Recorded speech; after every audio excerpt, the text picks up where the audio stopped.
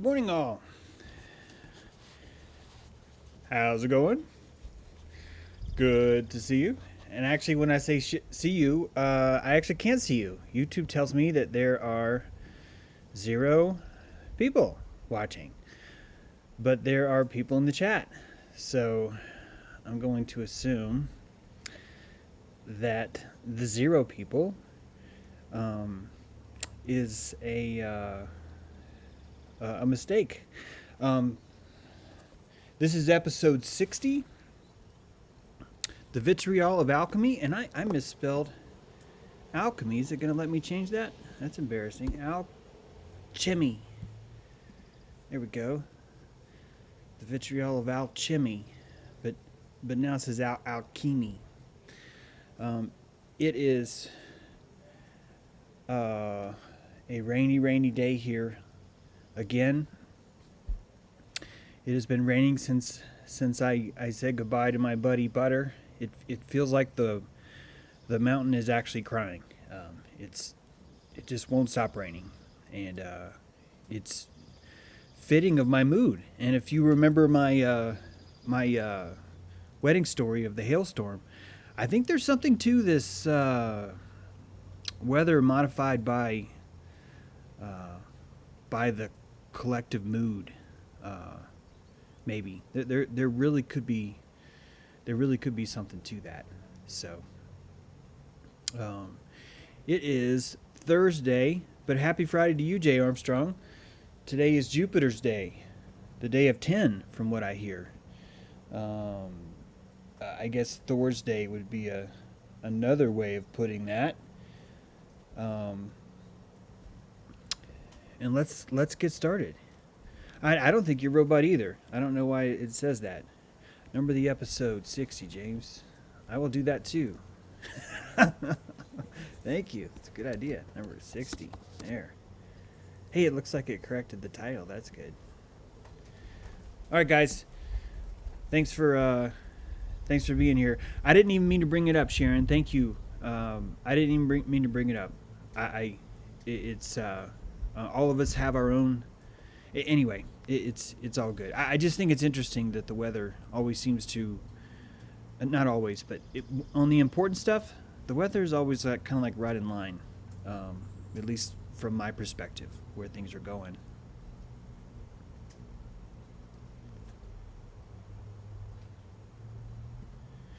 That is correct. My email is james@jtrue.com, if anyone needs that. Okay, I'm going to get us started.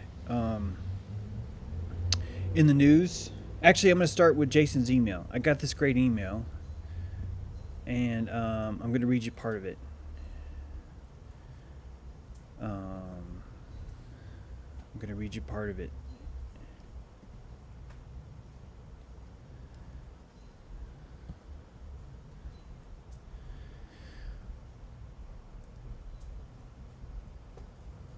Hi, James. I really enjoyed your lectures and insights. They've been resonating quite harmoniously with me. I think by no coincidence that I arrived at your unique perspective at a critical juncture, read crux, in my life. I recently told my employer I would not be wearing a mask under any circumstances, to which they were shocked and dismayed to learn. They liked me. They wanted me there. Heck, I was their shop floor manager. But their hands are tied by Babylon, just like everyone else with too much to lose.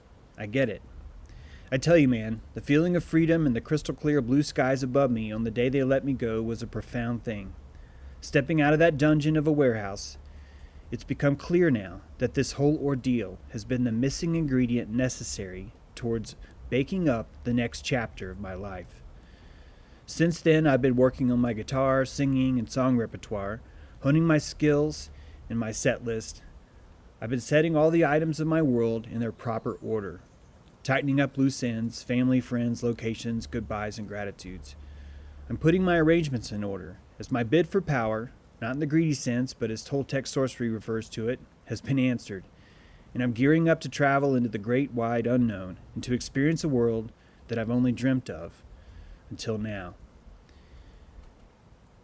And I have to add the list of thanks, and I have you to add to the list of thanks. So thank you, brother. Jason. He also included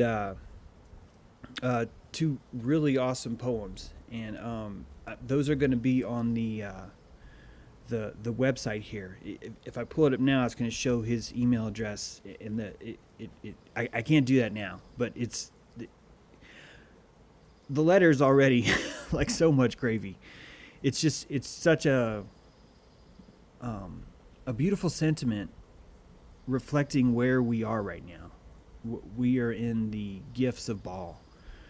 All these things are happening around us, and even though the word isn't even painful, even though they're caloric, it's taking us all to the best apocalypse ever.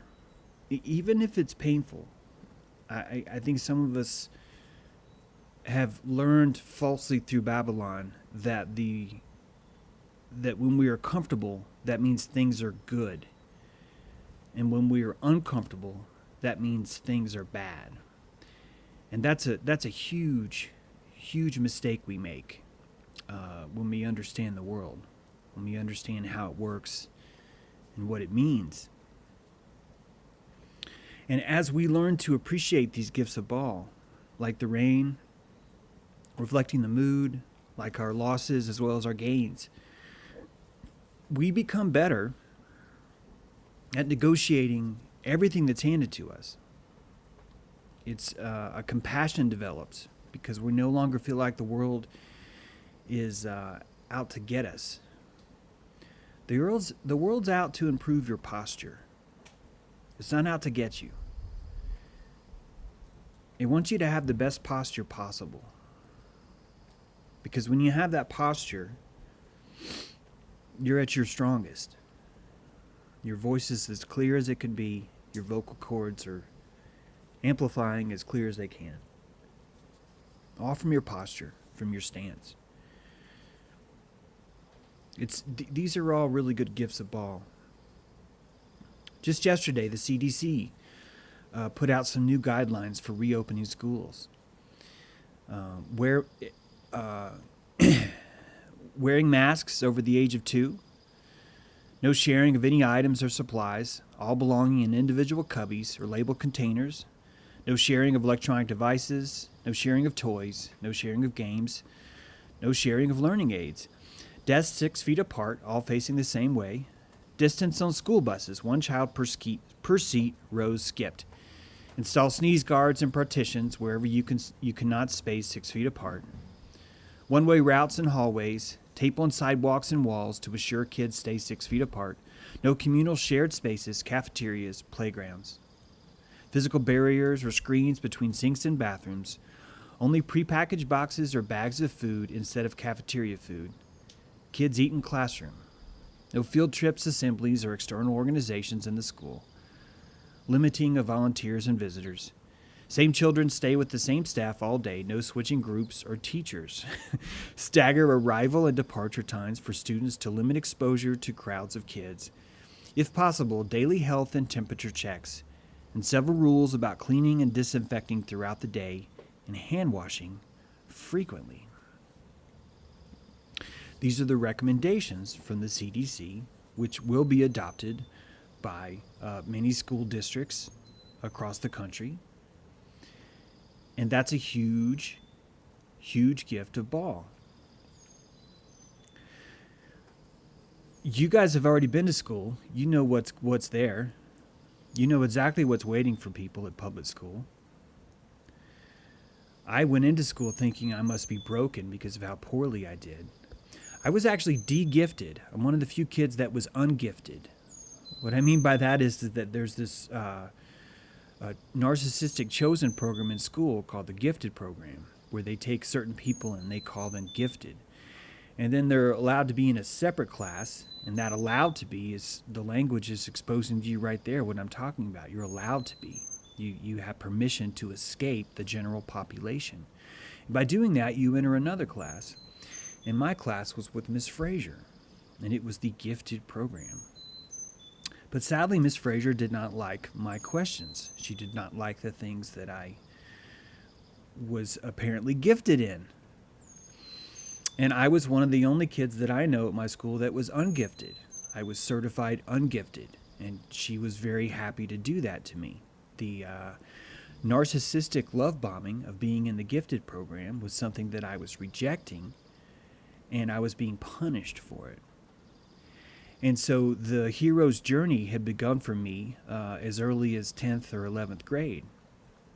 I went from advanced English to remedial English.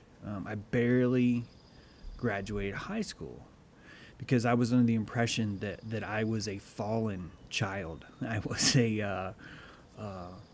was shown the land of milk and honey, and I was cast out in my own little way. I'm not trying to gain your sympathy here. This is like, I'm just trying to explain to you how the school, what we end up leaving with in school. I left feeling like I was broken. I didn't feel like I left any smarter. In fact, I was fooled a lot by things in school.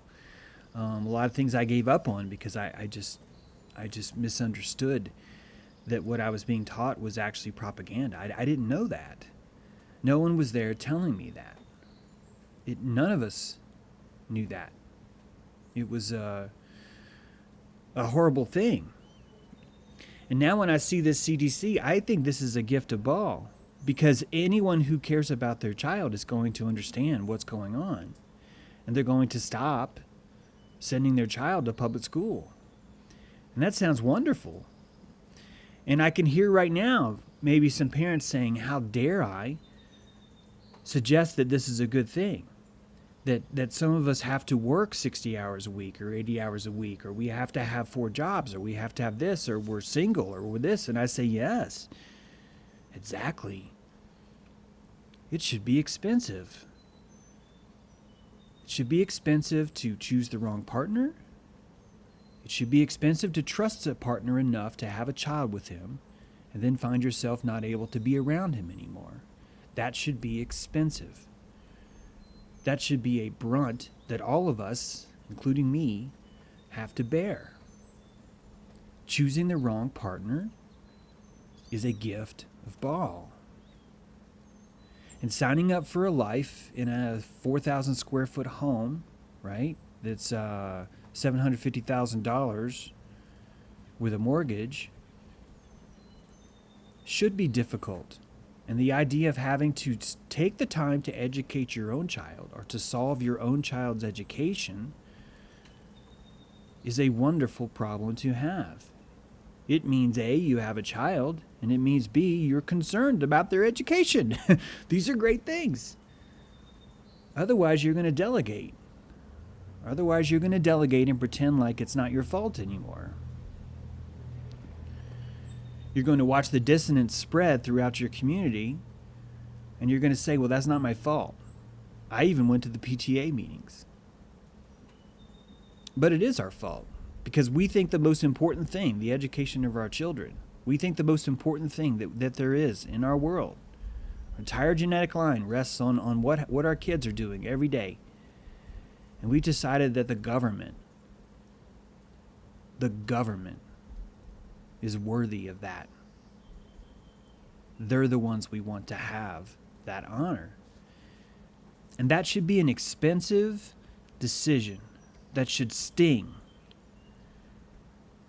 All right? It's just like welfare. Welfare should sting.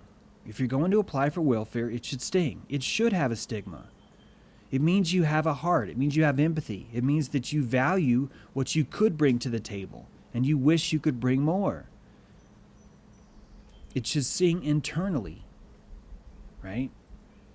The stigma should be internal. But instead, we have programs where we're supposed to shame anyone who might be suggesting that you should not have pride in this. There are people all over the world right now that are saying, capitalism sucks, it should all end, and look at this free government check. This is the greatest thing ever. Socialism is what we need. We need more government checks. And those people, it doesn't sting for them to say that right now because they're getting free money. They're being given free money to support a psyop. And because they were given money and because they wore a mask, they participated in the coronavirus. They participated in the ritual. And if you're going to cash those stimulus checks, fine. But it should sting. I really hope it stings. I really hope so, because that makes it a gift of all. Spend it. Do what you need. I get it. You know, people say it's your money anyway. That's fine. But I really hope it stings. I really hope that there's a caloric expense to that. And I hope that you can find a way to cleanse that expenditure when you make it. No judgment here. But if it doesn't sting, then this will just continue. And it will be considered more hip to keep pushing these things.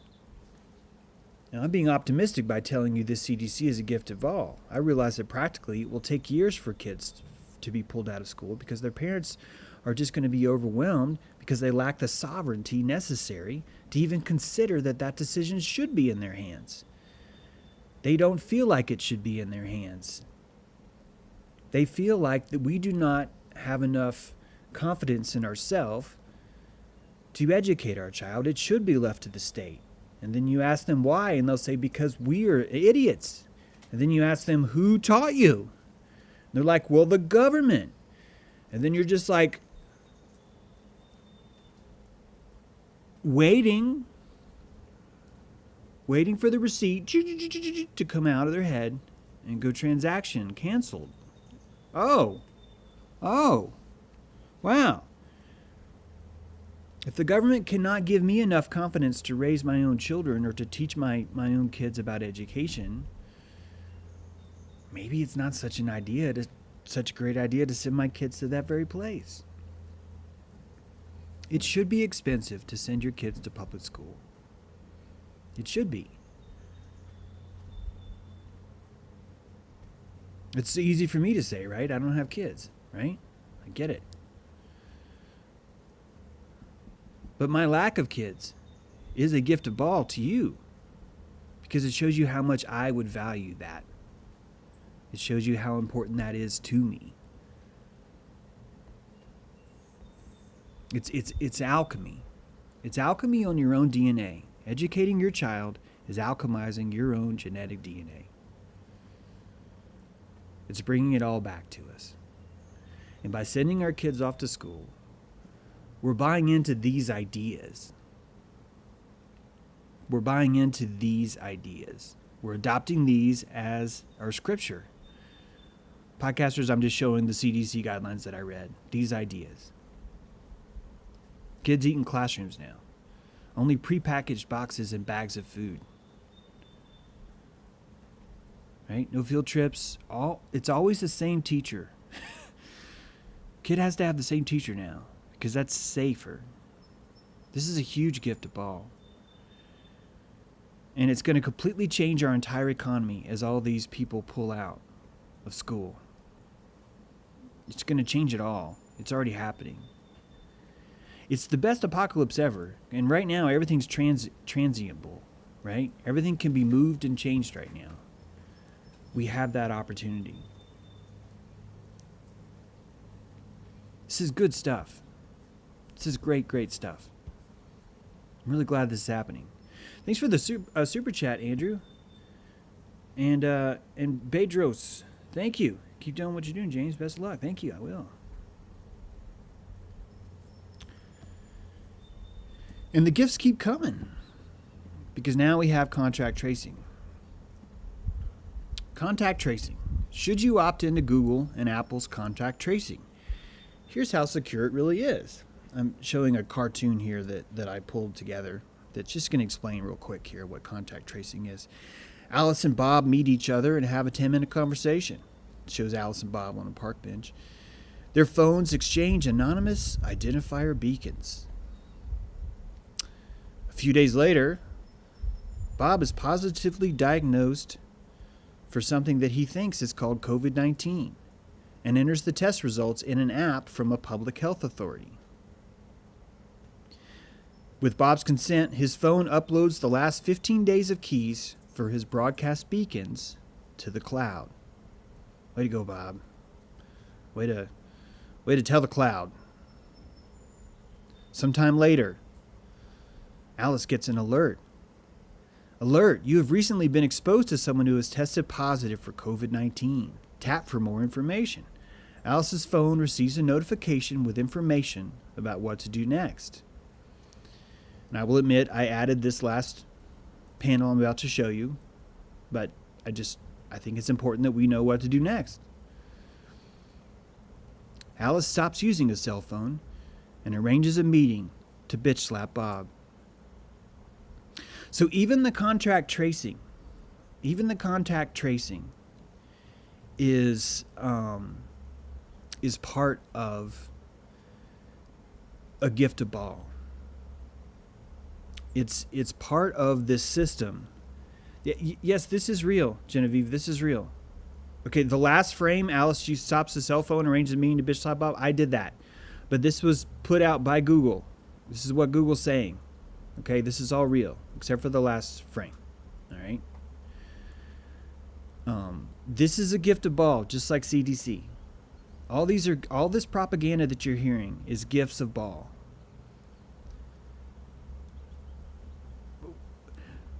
Who's going to be using a cell phone as common as this? Who's going to be taking their cell phone with them? Alice certainly wouldn't be taking her cell phone with her. Unless it was around people she trusted. They wouldn't be freaking idiots like Bob. Right? So it's changing. It's changing our system. It's eliminating our EMF field. It's helping us. It's helping us have better posture because we're not slouching on the cell phone. We're not slouching on public education. It's good alchemy. Yeah, he's very generous, Kieran. Ball's been very generous with his gifts lately. I will admit. He has been dropping some serious gifts. But look at where we are. Look at where we are. How many of you, I'm curious, how many of you are emotionally more content now? I guess that's a leading question to say it that way. Too late. Would you guys say that you are doing better energetically, confidence-wise? How insane you think the world is? How does that feel? Do you feel better since COVID or worse? Because I personally feel better. I feel like I have more compassion for what's happening around us. And more importantly, I feel like things are uncovering so fast that it's getting very difficult for anyone to maintain this belief system in the COVID, in the corona, right? In all these different psyops that are required, that they're on top of each other. It's a different kind of energy. It's, maybe not everyone agrees, but I am. And yeah, I'm seeing, no, I'm not doing better. I am doing fantastic. Never felt more alive. Penny Rue's not doing better. I am for this. Yep. Feeling fabulous, much better. First worse, now way better. Exactly, Moxie. I think a lot of us went through that. It was worse for a while, and then it got way better. And I think part of that is understanding what a gift Building 7 was. Right?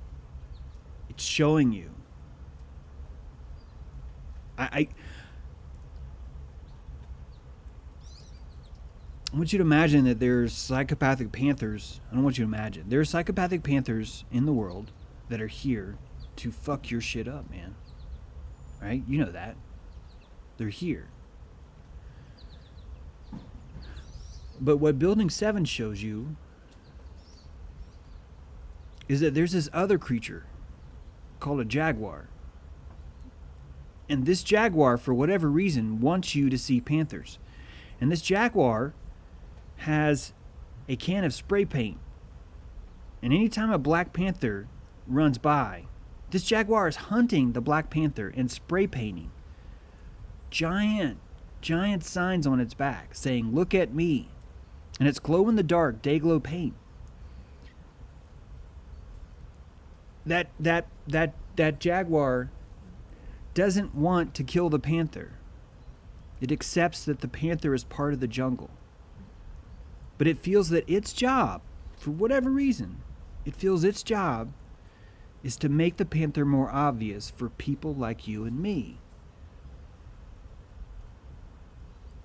You cannot argue that that's not happening, all right? You could have an aperture that tells you that's not happening, and that's cool. But there's strategic evidence that shows that people are trying to expose the panthers.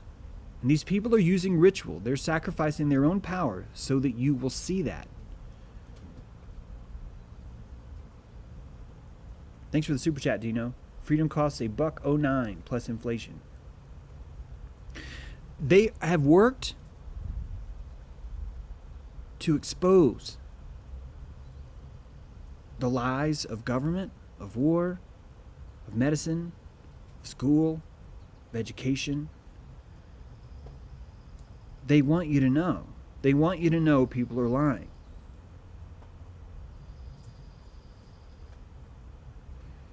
It's why it's the best apocalypse ever. It's why they had two ships, right? USNS 19 Comfort, USNS 20 Mercy. It's why they put one on LA and one in New York and get everybody riled up that there was going to be a big Masonic ritual like 9/11 where everybody was going to die, and it looked like it was going to be a COVID-19 thing, and it didn't happen.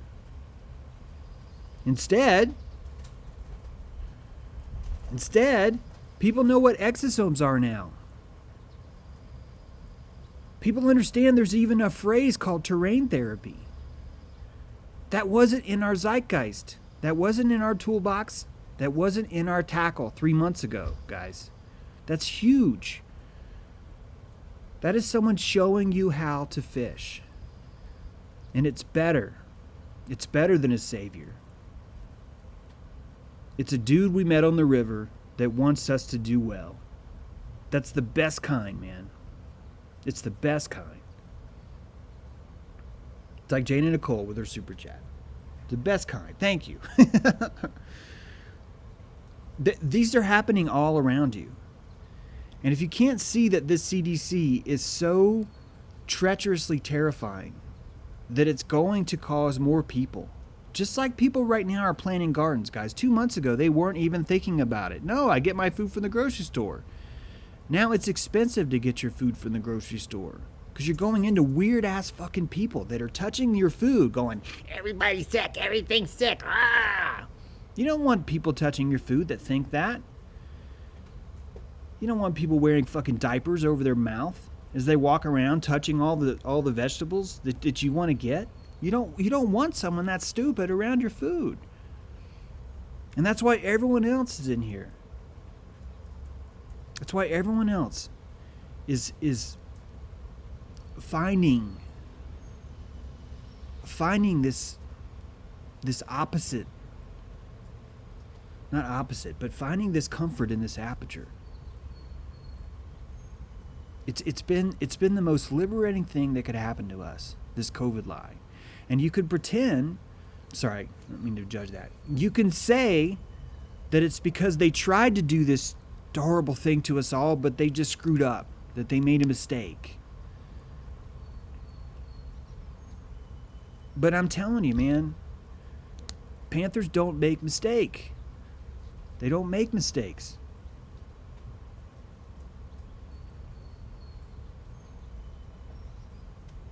But Jaguars, they know how to trip up a panther. So imagine that panther is running through town now with bells on, right? He's got these bells attached to his tail. They've been duct taped not duct tape, they've been gaffer taped to this tail. Everything this panther has tried to do is just really, really backfired in his face. It's got a clown nose. It's got a bunch of graffiti all along its back, like I eat my own farts, right? And panthers are squirters. right? It's showing, it's all we are is laughing at the panther. We're not even afraid of the panther anymore. We see how ridiculous it is. It's such a beautiful gift. So is the CDC, and so is this contract tracing. Thanks for the super chat, Miss Nugent. And Berserker Bear, Buffalo Dustin. Thanks, buddy. Boy, James, Bears legend. This is good stuff. It's good stuff. And yes, we can hold these people accountable. But before we do, before we go outside to hold them accountable, let's go into our cupboard, into the closet where we keep the circuit breaker, all right? I want you to go to that circuit breaker now with me, and I want you to stick your finger up and unlatch that latch and open up the circuit breaker. And I want you to draw your finger down the circuit until you find the one that says government. And I want you to flip that belief switch off. Just flip it off. Now your 200 amp panel has a 40 amp circuit that's free now. It's completely free. And when you turn that off, all right, you can reroute that power into your kids. And the 20 amp circuit that you had them, you can now give them a 40 amp circuit. You can give them a 60 amp circuit, because you took 40 amps away from the government and you're going to put it back into your kids now. Right? Is you're going to plant a garden. It means you're going to get that property. It's whatever it is. This is what's happening to us. This is what the gifts of Baal are bringing us. And it's fantastic, guys. It's fantastic. And it's the essence of alchemy. It's the essence of alchemy. I'm showing on the screen an alchemical wheel. It's an ancient wheel. It's built up of 7 parts, 7 days of the week, 7 elements. We don't even have to get into that. We're not. Because I only want to talk about one thing. I want to talk about the 7 steps of alchemy. But in order to do that, this wheel has these steps written out in Latin. All right? You don't have to memorize them. Okay? But I want you to understand that they spell V-I-T, right? R-I-O-L.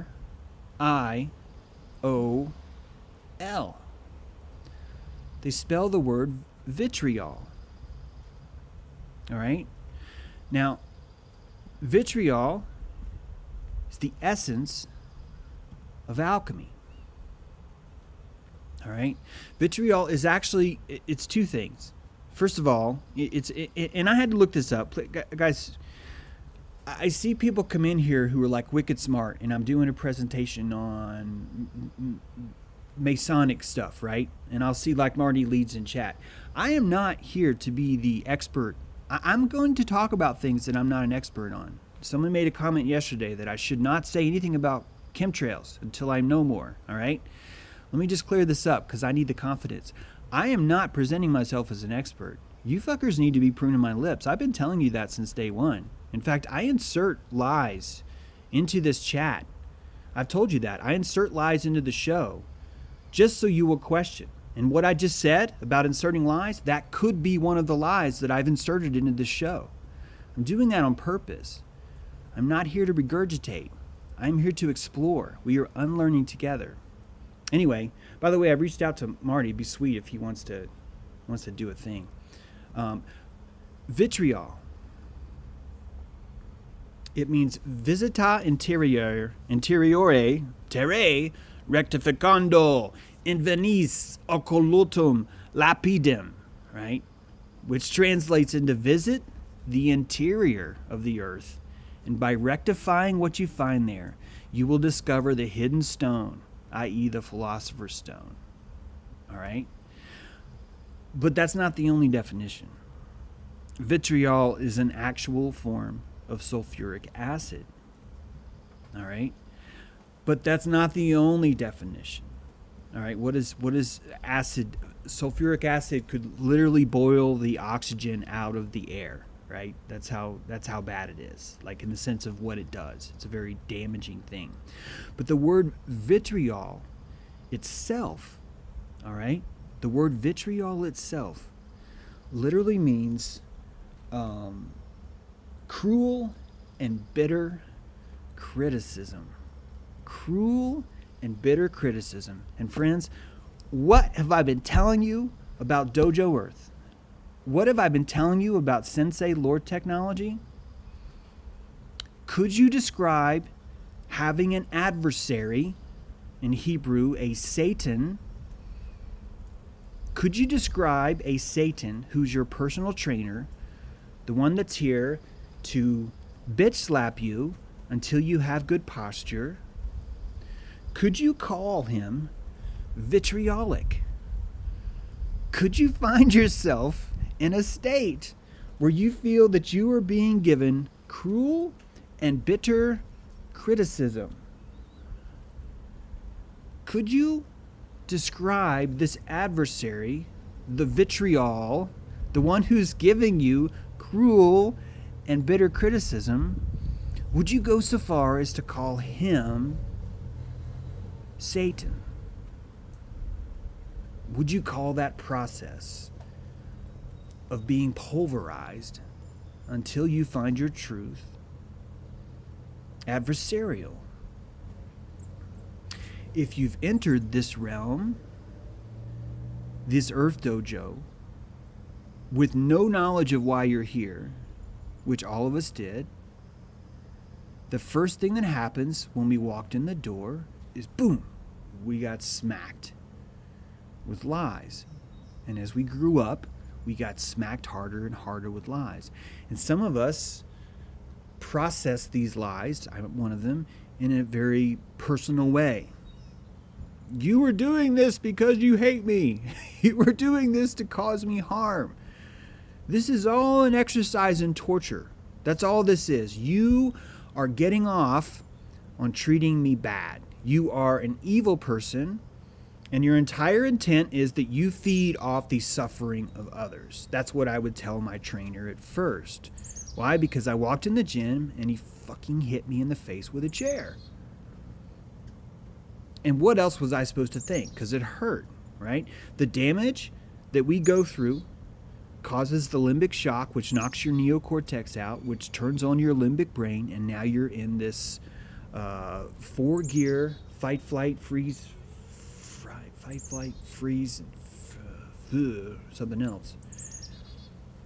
You're entering in this automatic response unit to it. You're not even able to have your mammalian brain listen to it and go, hey, maybe there's something to this.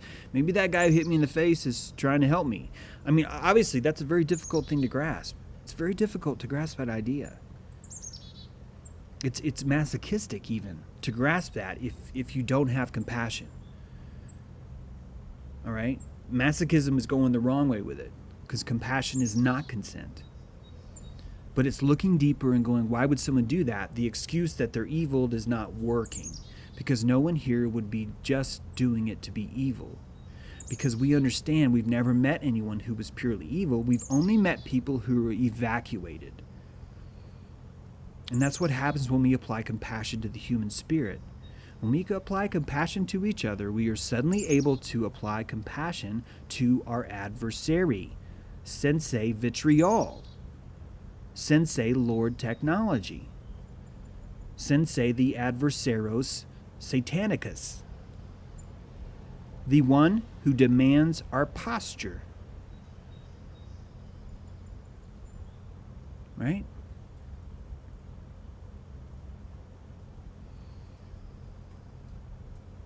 Kieran says it's a good apocalypse, James.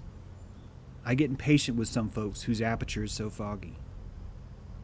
And so do I. And it's going to be hard for a while. It's going to be hard. It's going to be expensive for a while until Alice bitch slaps Bob. Right? If anyone here's named Bob, no offense, this Google called him Bob. This is kicking us off cell phones, and it's kicking us off CDC. Well, how do we even function without a cell phone? There's actually ways to do that. You got to look into it. There's other networks that you can communicate that don't require. Telegraph is one of them, right? There's ways to do this. It's also learning who you can trust. These are all gifts of Baal. Imagine if we didn't travel with our phones. Imagine a world where phones were attached to a cord. Is that so hard? Because that's how I grew up. None of my phones were wireless when I was a kid. They were stylish. I had a brown donut phone. It's pretty sweet, man. Had ivory colored keypad. And that was a pretty big deal because we were using the dial thing before that. Thank you, City Maple Bear. Thank you. So these gifts of Baal are an alchemical spiral, a journey, a hero's journey. A hero's journey. And that journey starts with calcination. Make sure I've got these right. Because like I said, I'm learning this. I've learned so much from Benjamin Balderson. And all of our talks. Not just him even. The first stage, calcination, is recognition. Recognizing that you're broken. This is a crucial piece of alchemy. And when you see this CDC, if you see what your child's about to endure, that is calcination. You've realized, oh crap, I am broken. Well, why are you broken? I send my kid to public schools. This is broken. That's the very first stage of alchemy. It's your very first day. Recognition, right? The next phase, disillusion. Oh shit, man. This is gonna hurt. I'm gonna have to tear this apart. I'm gonna have to tear that apart. It's time to engage. It's time to eviscerate the bird. Literally the ceremony of Alouetta. You know that song, Alouetta? That's the evisceration of a bird. And it is time to eviscerate this bird. You're in the dissolution mode. You were eviscerating your work, your school, your approach to your child, your approach to your education, your approach to cell phones, your approach to your neighborhood, the approach to the city that you live in. All of that is going under dissolution. All of us are going through this right now. And it could be why Genevieve, I think it was Genevieve, who said that she's not having a good time. This could be just part of the dissolution. Maybe that wasn't Genevieve. Anyway, someone said that. Step 3, separation, release. I don't need this cell phone. I don't need Mrs. Fraser to grow unhappy with little Jimmy and call him ungifted one day because he was asking too many questions about authority. That's a bad part. I don't want that in my education. I don't want there to be no field trips. I don't want my kids to live their life behind a fucking plexiglass steel sneeze guard. That's stupid. Right? That's separation, release. And then you reach conjunction. Right? It's now start to create some union. You're creating parts, you're creating solutions.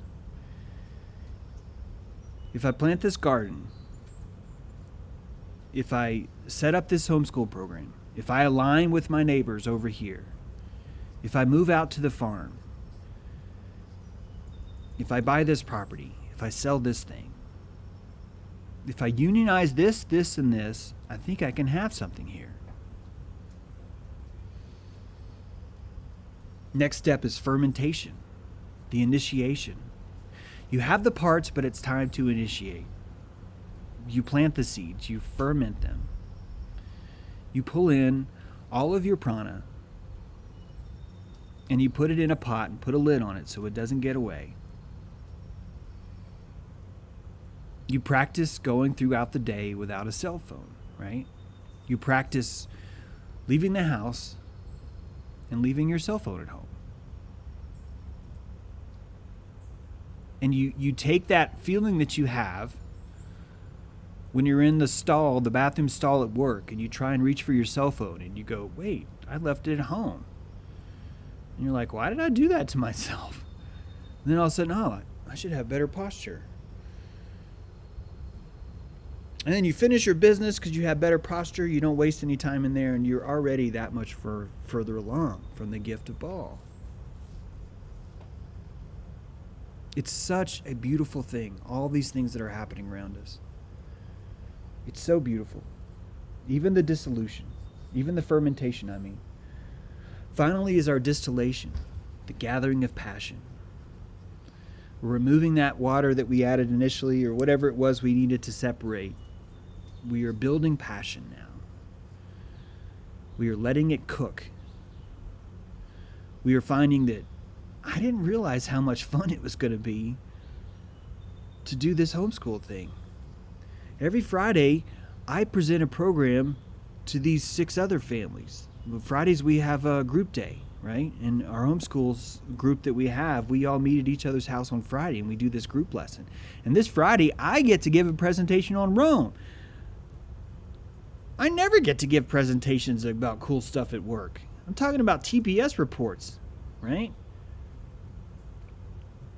I'm living a cubicle. And now I'm like, hey, let's have class outside because it's nice. And all my kids are on the porch and we're learning together. I had no idea this was possible. I didn't see this coming. What did you do today? I taught my son about Rome. Wow.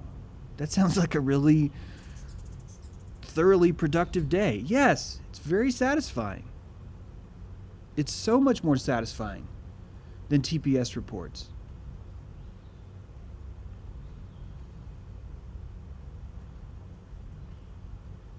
I don't know how I can show you this. I'm going to try. I don't think it'll work though, but look.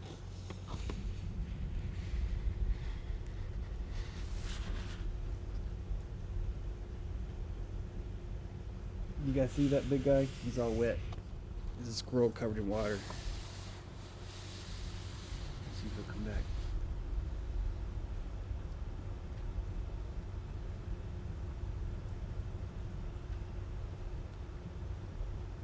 Oh, he's all camera shy now. He's like, why did you do that? Wait, here he comes.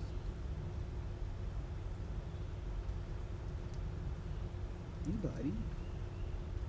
How's it going? What are you doing? You got all wet. You're all wet. Yeah. Don't you jump in my house. Man, you were brave. Look at how close you are. I hope you guys could see that. I couldn't see if you could see it.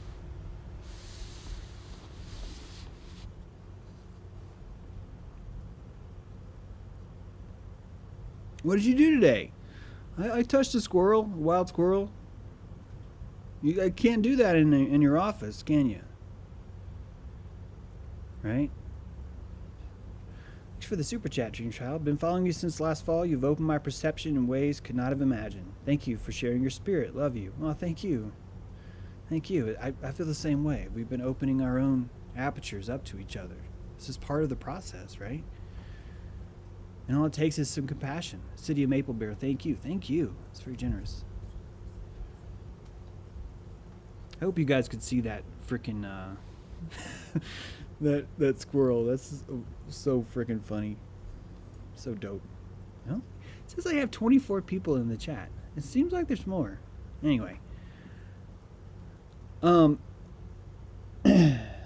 finally, we have coagulation. All that work we did is solidified.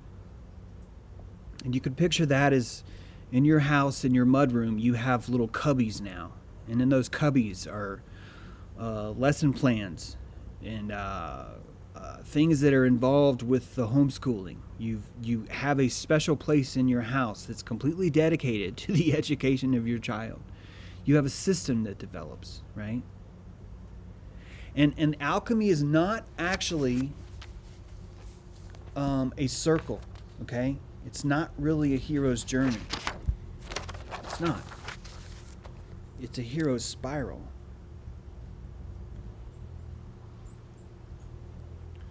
Wunderschnitt, because there's 1, 2, 3, 4, 5, 6, 7. There are 7 steps of alchemy.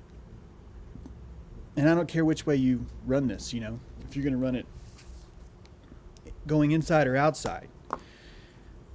I say this is a spiral because when you end up at, what was the word? When you end up at coagulation, you're actually ready for the next calcination, right? After you've homeschooled, your next calcination is, holy cow, we need to dig a well. We don't want to be on city water, or whatever it is. That's the next calcination.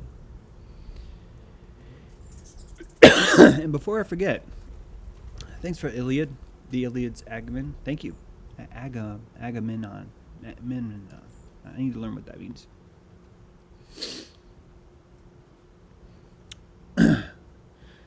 Man, I lost my train of thought. The Agamemnon threw me out. Threw me off. All these alchemical steps are only going to make us better. And yeah, they're going to burn calories, but we're here on this earth to burn calories. We're here to burn real life calories. It's wonderful that that's what we get to do. It's fabulous. Thank goodness that that's how it works. It's a wonderful gift of all. On that note, sort of kind of related, I would like for you to picture slavery from now on as an electrical charge. One who is enslaved is electrically charged to their master, and a master has an electrical pull, an electromagnetic pull to him like a magnet. And that it would require both master and slave to participate in this system. If we keep thinking that slavery is done to someone unbeknownst to them, that they are not engaging in the ceremony, we will never be able to rise above slavery because we will victimize ourselves. And to victimize ourselves, we will end up having hope that slavery will end instead of simply turning our pole from it. Just like a magnet, right? When two magnets are pulled, if one magnet turns, there's no longer a relationship like that. Those two things are no longer congruent anymore. Slavery itself is not even bad. A child is slave to his parents. There's a natural relationship to the master-slave relationship. It's built into the way we deal with animals. There's certain animals that require human care to live, to survive, to be healthy. They require that. They require that sort of attraction. It's when we understand that it's a voluntary system, we can have more aperture and compassion for how the whole system works. Because I've never seen a culture built on slavery that involved chains. I have not seen that. Yeah, we have stories in our past, but when you look at the relationship between slave and master, especially when you look at how we started America, we had indentured servitude, 7-year apprenticeships, we had sharecropping, and we had what we call slavery today. But these are 4 different systems of the same system, of the same symbiotic relationship. I'm sure that's going to make so many people mad that I'm saying that. Probably the same people yesterday got mad because I suggested that chemtrails would be just as effective if they weren't actually spraying everywhere. That just the idea that a plane would fly over would implant that fear in your mind. It seems like I should be allowed, what a stupid word, but it's nothing wrong with saying that, guys. It's true. I could see, 500 square miles by looking at the sky around here. And I'm telling you that if the goal is to saturate everything like a crop duster would, you would have to have a really close altitude dump, and it would have to be consistent. It wouldn't be one plane flying. I'm just saying, that's not how it would work. But if the idea was to plant the psyop there, that would be all it would take. That would be all it would take to implant that idea. I don't know the motivations behind the idea. I don't know the motivations for the idea. I don't know that if even implanting that it works. I don't know, guys. But there's nothing wrong with me saying that. Doesn't mean that I think everything's great. I'm the one who keeps telling you that there's psychopathic panthers out there. Me explaining that there's jaguars that are spray painting funny ass statements on their ass and taping bells to their tail doesn't mean that they're not there. It means that we can look deeper and find something else that is here. It's looking at chemtrails is a mathematical formula on placebo effect. In fact, someone sent me an email and asked me this. They're like, James, I don't understand how this works, because if you believe that a needle is going to heal you, then shouldn't it be okay that there's poison inside the needle? It's a great question, but the answer is actually already answered. You see drug companies do this all the time. I remind you that roughly, this is a rough estimate. I say rough because there's so many different drugs that do so many different things.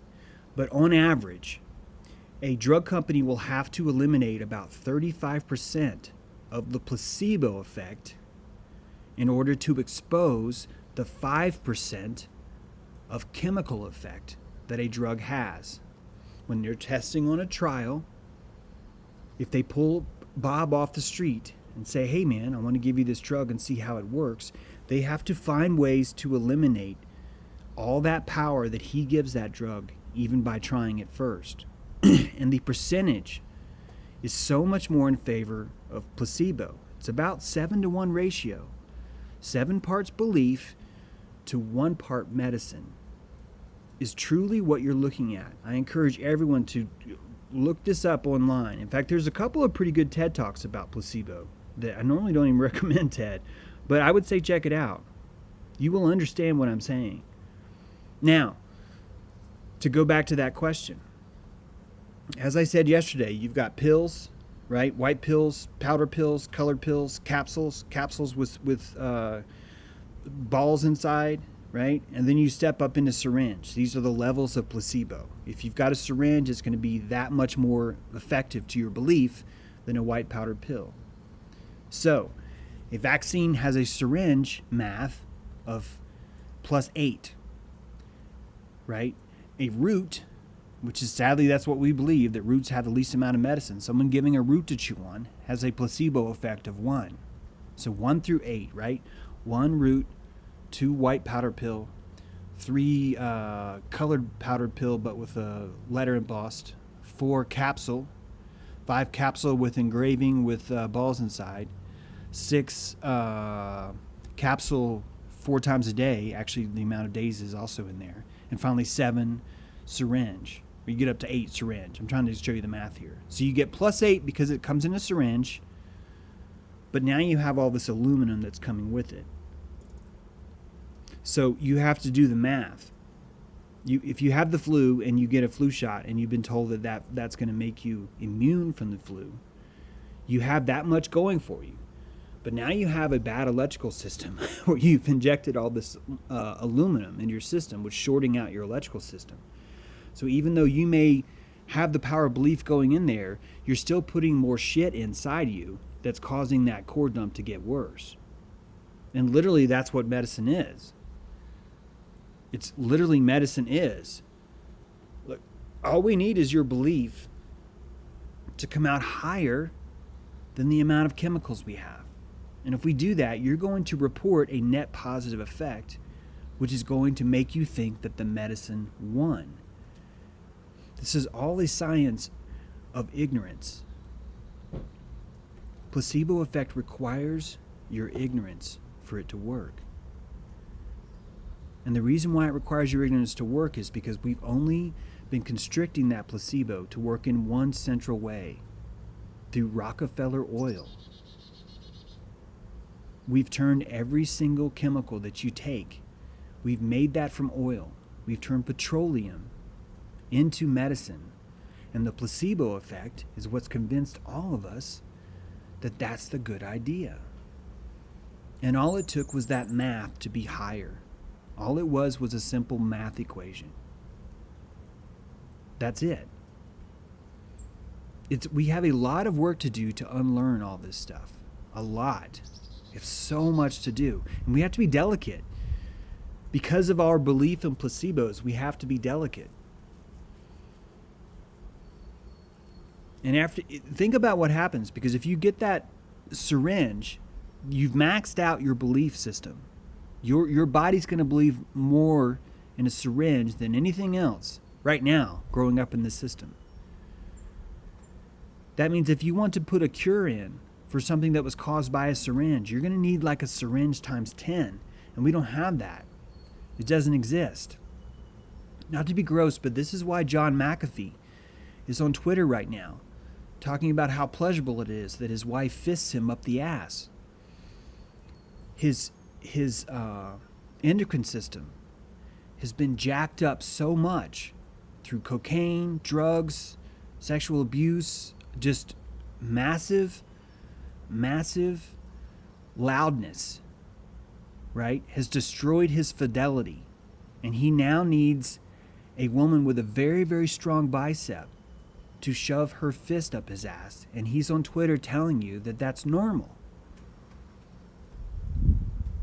He's never going to be able to come back down and find this measure between touching someone's side boob. No longer has that effect of 4 because he went up to 1746. It's all of us have these same kind of issues with our adrenals. We get set in trauma. That's why it's so hard to break. When you find someone who's experienced the worst possible thing that they could experience in their life, you have to understand that every single life experience they have after that, they first compare it to what was the worst experience I had in my entire life. Is this worse than that or not? And then it uses that to store where in our body it does it. So the only way to fix trauma is you have to go back to that moment where the body is dilated, your aperture, different kind of aperture, is dilated to experience the worst kind of pain you've ever had, and then find a way to trigger, to release that system. This is how we heal. But we have so much to unlearn before we get there. It's a lot of work. This is a profound amount of work that we have to do. But we'll get there. These are gifts of Baal. These are gifts of Baal.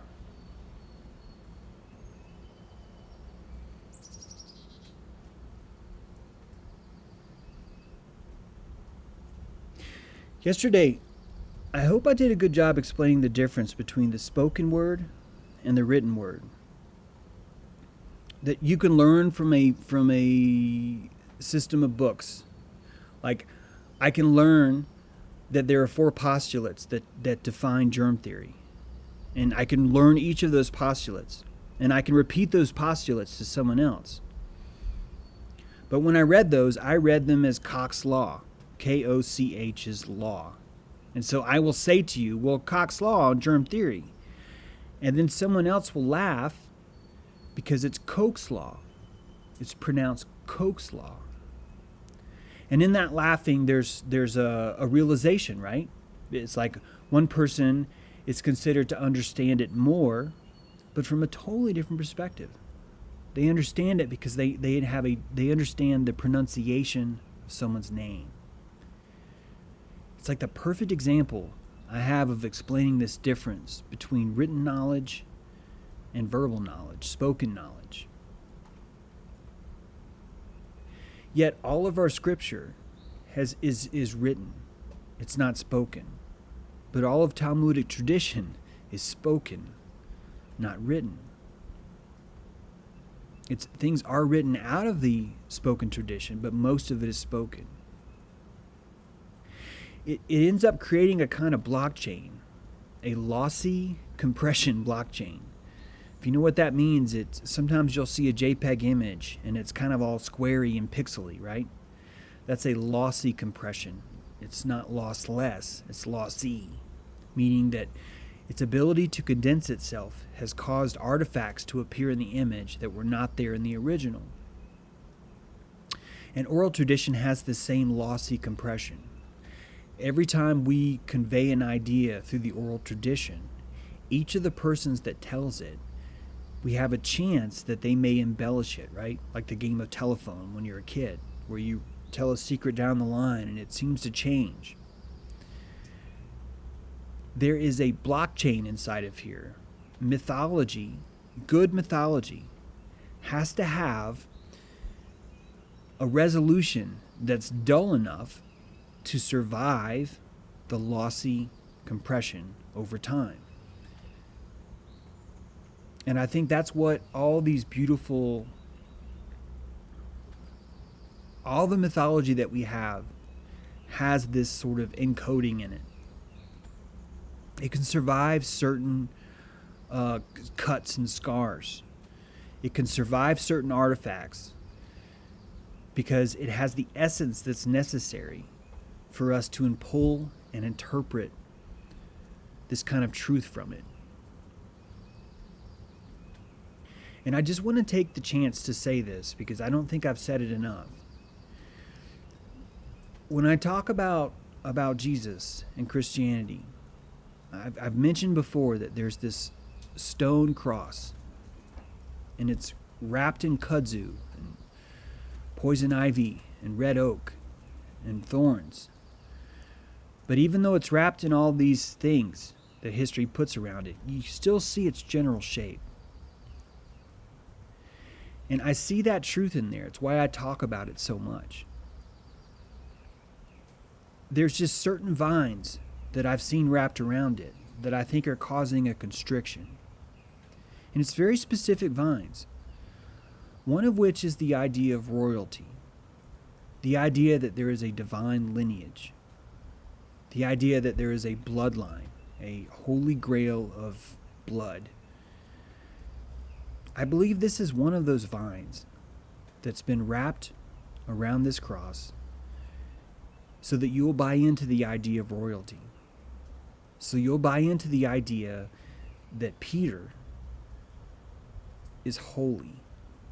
That someone like Peter is holy because he holds the keys to heaven. Or that a Rothschild, or that a Queen Elizabeth, or kings and queens, all these royal bloodlines are legitimized in this story of a holy bloodline. And it's for that reason that I believe that this is one of these vines that has wrapped itself around the cross and constricted it. Another one of those vines is the Last Supper, is the idea that the Passover blood sacrifice is somehow good and is something that God wanted to happen. Because in my mind, what it is a vine that's used to stitch and repair and scapegoat any kind of blood addiction that's there, any kind of sacrificial addiction that's there. And these fit into why it made sense in Rome. It fit into why Constantine was able to adopt this, because it had the right vines wrapped around it. He was able to take Christianity with the right vines around it and present it and convince people to sell it. But underneath these vines is this idea that I talked about yesterday of the living cross. And I don't even mean to explain it like I don't think you should agree with me. I just like it when people can understand more clearly what the perspective is, because I put a lot of thought into it, and it's certainly not done. You know, we all have work to do. We're all defining this. These are all alchemies. The story of Abraham and Isaac is interesting to me because it makes me think more about vitriol, right? About an adversary coming, hey, you're going to kill your kid? You're going to kill your kid? It makes me think more about these stories. It makes me think more not only about the mythology, but about the lossy compression that's been wrapped around the mythology. I feel like that if I have enough compassion and enough aperture, I can unwind that story and even see what the essence is of it, what the gravy is inside of it. And I like to think that's what these talks are. It's just gravy mining, right? Just attempts to mine at gravy. The reason why I'm saying this is because I want to clarify that when you look at the technology of belief, there is a shepherding technology at work with Lord technology. This adversary that I keep telling you about, this gift of Baal, your personal trainer is a shepherd in the ring. He's there to make you bleed so that you learn to protect yourself next time. And it's not my job to say you should not have a belief. If believing in the royal bloodline, if believing in the Last Supper, if believing that there is a Trinity and that this is God's physical birth son, like child, if that works for you to connect, to build that Jacob's ladder to your faith and your cosmology, to your God, I really, really hope you embrace it. I really want that. It's the technology of belief that I believe in most of all. All of us need a walkie-talkie to God. And that walkie-talkie is our belief in something. And if it requires a coffee mug or a story or a pilgrimage or a journey or living a certain life or having a meal or having a certain ritual, you should do exactly that. You should do exactly that thing, which engages that technology, which opens up that faith in you. That's the most important thing of all. That's why I go on and on about how important it is to have the right aperture with your cosmology. These are apertures. There's not one right. There's not. As I've said before, we cannot know the shape of the world unless you know someone's aperture. It's freaking true. I've proved it.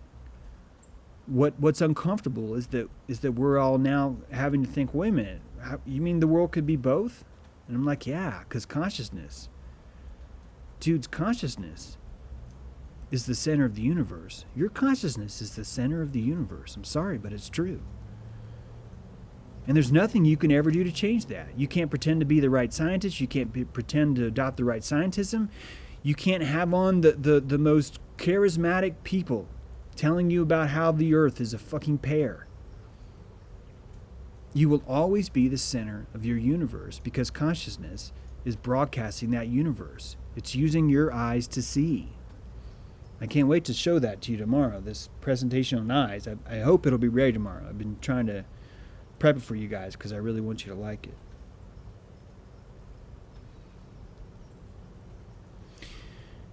What it comes down to is when you find your cosmology, what's really happening is that you're engaging your intuition.